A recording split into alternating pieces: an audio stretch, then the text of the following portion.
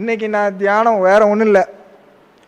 நம்ம வேதாத்திரி ஐயா அவருடைய இது பயிற்சி முறைகள்லேயே பார்த்தோம்னா அகத்தாய்வு அப்படின்னு சொல்லிட்டு உண்டு. அதோடைய உயரிய விஷயம் வந்து என்ன அப்படின்னா துரிய தவம் அப்படின்னு சொல்லிட்டு ஒரு தவம் ஒன்று உண்டு. அந்த துரிய தவம்லாம் நம்ம நார்மலாகவே விளாண்டுட்டு இருந்திருக்கோம். யாருக்காவது தெரியுமா? நீங்கள் அதை வந்து எந்த மாதிரி விளாண்டுட்டு இருந்தீங்க யாருக்காவது தெரியுமா? பாண்டி விளாண்டுருக்கீங்களா எல்லாரும்? பாண்டியில் ஆடும்போது என்ன பண்ணுவீங்க கடைசியில்? விளாடுவீங்களா?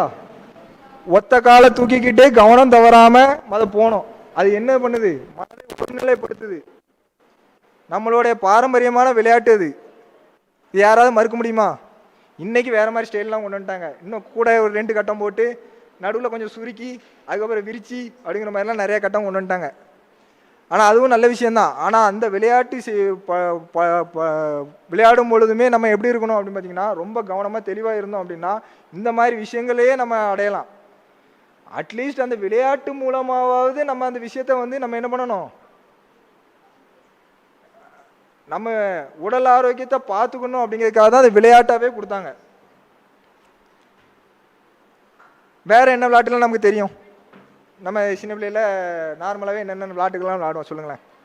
கண்ணாமூச்சியில் ஆடுவோம். சரி, கண்ணாமூச்சியில் ஆடுறது என்ன என்ன இதுன்னு நினைக்கிறீங்க?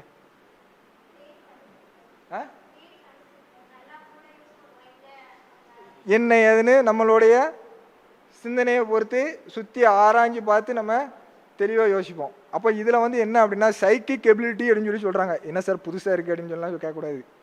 இது ஒரு கோர்ஸாகவே தனியாகவே பண்ணிகிட்டு இருக்காங்க வெளிநாடுகளில். நம்ம தான் இங்கே அது கிடையாது. சைனாக்களில் இருக்குது, ஜப்பானில் இருக்குது, இன்னும் பல வெளிநாடுகளில் இந்த மாதிரி விஷயங்கள்லாம் சைக்கிக் எபிலிட்டின்னு சொல்லிட்டு விளையாடுறாங்க. கூடு விட்டு கூடு பயிர முறை நம்ம சித்தர்கள் முறைங்கிறது தெரியுமா? அதெல்லாம் எதில் உள்ளது? எதில் உள்ளது? நம்மளோட பாரம்பரியத்தில் உள்ளது. அதெல்லாம் எப்படி எங்கேருந்து வந்தது? இந்த மாதிரி விஷயங்கள்ல இருந்து தான் வந்துச்சு. இதெல்லாம் இன்றைய முறையில் சாத்தியமா அப்படின்னு கேட்டால் கண்டிப்பாக கிடையாது. ஏன்னா நம்ம அந்த அளவுக்கு கிளவர்னஸ் இல்லை மைண்டில். நம்ம இன்னும் சிறுபிள்ளையாகவே வேற விஷயத்த விளாண்டுட்டு இருக்கோம். இந்த விஷயத்த ஆராய்ச்சி நம்ம தோண்டி எடுக்கலை. அப்போ நானும் என்ன சார் இந்த மாதிரிலாம் பண்ண முடியுமா அப்படின்னு கேட்டால் கண்டிப்பாக முடியும். முயற்சி உடையோர் இகழ்ச்சி அடையார். அது மட்டும் நம்ம புரிஞ்சுக்கணும். அப்போ முதல்ல என்ன பண்ணியிருக்கோம் அப்படின்னா கண்ணாமூச்சி விளையாடுறதுல இந்த மாதிரி விஷயங்களை வந்து கண்டுகொள்கிறது. நீ வந்து இப்போ தேடை ஓப்பனிங் நிறைய வீடியோஸ்லாம் பார்த்துருப்போம். ஒரு பிள்ளை வந்து கண்ணை கட்டிட்டு அப்படியே ஒரு பாடத்தை புக்கெல்லாம் படிக்கிறது இதெல்லாம் பார்த்துருக்கோமா? இதெல்லாம் எப்படி படிக்கி? இதெல்லாம் எங்கேருந்து வந்தது? தானாக எல்லாம் வந்துருமா? இல்லை அந்த பிள்ளைக்கு மட்டும் தனியாக ஒரு விஷயத்தை எடுத்து கொடுத்தாங்களா? அப்படிலாம் இல்லை. பொதுவான ஒரு விஷயம், அதுக்கு ஆர்வம் இருந்தது, கற்றுக்கொண்டது, செயல்படுத்துது, அவ்வளோதான்.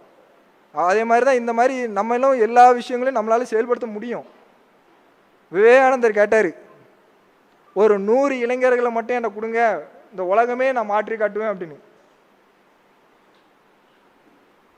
அப்போ அந்த 100 இளைஞர்கள்னு ஏன் கேட்குறாரு? பர்டிகுலராக ஏன் இளைஞர்களை கேட்குறாரு? ஏன் இப்போ இதுக்கு முன்னால் உள்ளவங்க தாத்தா பாட்டிலாம் கேட்கலாம். ஏன் அப்படின்னா இளைஞர்களிடம்தான் விதைக்க முடியும். சரிங்களா?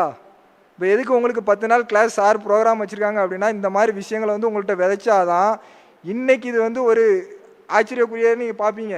ஆனால் இவ்வளவும் நமக்கு ஆராய்ச்சி பண்ணி பார்க்கும்போது தான் தெரியும் இந்த மாதிரி விஷயங்கள்லாம் நம்ம பண்ணிட்டு இருந்தோமா அப்படின்னு. வேற என்னெல்லாம் விளையாட்டு விளையாடுவோம்? கண்ணாமூச்சி சொல்லியாச்சு, பாண்டியாட்டம் சொல்லியாச்சு, குதிரை பிடிச்சி. சரி, அந்த மாதிரி நிறைய விஷயங்கள்லாம் இருக்குது.